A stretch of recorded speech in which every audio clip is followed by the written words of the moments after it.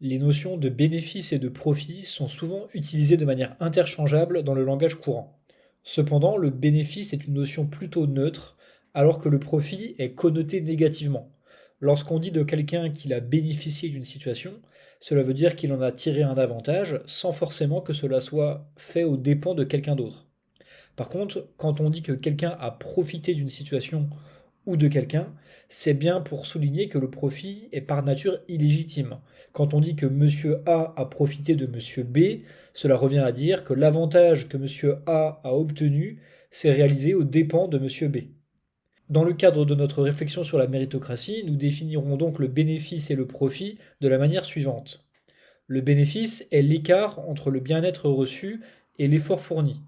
Autrement dit, l'individu fait un bénéfice lorsque la satisfaction qu'il obtient est supérieure à l'insatisfaction qu'il a subie. Le profit est un cas particulier du bénéfice. C'est un bénéfice qui se réalise aux dépens de la société. Autrement dit, c'est un bénéfice contraire à l'intérêt général. Et pourquoi serait-il contraire à l'intérêt général? Parce que le bien-être reçu est supérieur au bien-être mérité, tel que nous l'avions défini dans la vidéo Quel bien-être mérite-t-on de recevoir? À ce titre, je rappelle la formule bien-être mérité égale effort utile fourni plus plus-value méritée moins effort utile à fournir.